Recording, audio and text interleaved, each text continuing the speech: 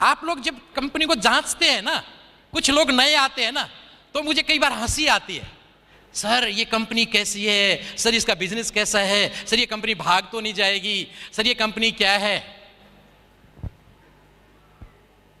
मैं इसके बारे में भी बता दूं आप लोगों को। क्राइम ब्रांच में था, मैं स्टाफ ऑफिसर था मिस्टर रंजीत नारायण का, स्पेशल सीपी क्राइम थे वो, स्पेशल सीपी क्राइम थे। बाद में उनकी भी बताऊंगा मैं कहानी। मैंने जब उनको इस कंपनी के बारे में बताया, मेरे प्रोडक्ट यूजर हैं वो, आज भी यूजर हैं, तो उन्होंने कहा, जिस टाइम पे एक वक्त ऐसा आया था कि जब मैं बहुत ज्यादा पागल हो गया था इस सिस्टम के लिए, तो उन्होंने कहा एक काम कर, क्योंकि मैं क्राइम ब्रांच की इकोनॉमिक ऑफेंस सेक्शन में था, जहां पे ऐसी कंपनियों के खिलाफ रोजाना केस रजिस्टर करते हैं। Economic offence section Qutub hotel में है, कभी जाने का मौका लगे तो वहां पे देखेंगे, मेरा नाम भी वहां पे लिखा होगा। वहां पे मैं ऐसी कंपनियों के, मानसून सेशन में एक विधेयक आया था कि ऐसी कंपनियां जो लोगों का पैसा लेके लूट के भाग जाती हैं, ये सारी की सारी फेक कंपनियां होती है, सारी नेटवर्किंग कंपनियां, उस टाइम पे बहुत बड़ा वो प्रॉब्लम चला था, इनको सबको बंद किया जाए, इनके खिलाफ सर्विलेंस हो, इनके सारे के सारे ए से लेके जेड टोटल पेपर्स को चेक किया जाए। और 297 कंपनियां उस टाइम बंद हुई थी,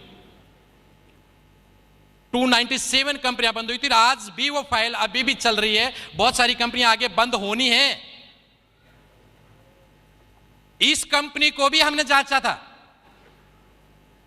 एथिक्स है। आप तो खाली एथिक्स समझ को जानते हैं, एथिक्स किस किस लेवल पे होते हैं। आप लोगों को तो सिर्फ इतना बताया जाता है भाई कि एथिकल कंपनी है।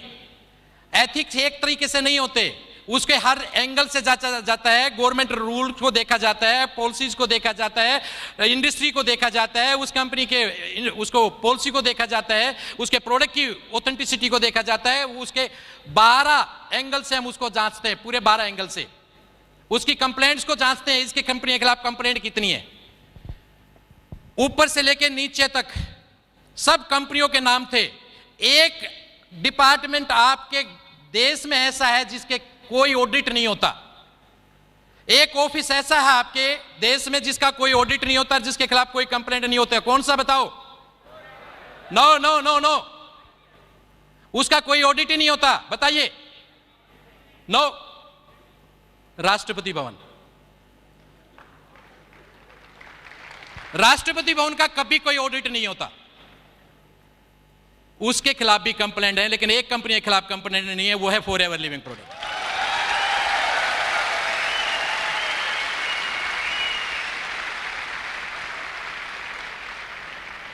शायद ही कोई ऐसा गवर्नमेंट डिपार्टमेंट हो जिसने हमेशा टाइम पे पैसा दे दिया हो, शायद ही। कितना भी ऑथेंटिक डिपार्टमेंट क्यों ना हो, कितना भी सिस्टमेटिकली डिपार्टमेंट क्यों ना हो, लेकिन 2 बार तो पैसा लेट होता ही होता है। 31 मार्च को और 31 सितंबर को फाइनेंशियल क्लोजिंग होता है, 6 मंथली और ईयरली, तो 2 बार तो पैसा लेट होता ही होता है। सैलरी क्या कहते हैं पंकज जी? एक कंपनी दुनिया में ऐसी है जिसका पैसा लेट नहीं होता, वो है फॉरएवर लिविंग प्रोडक्ट।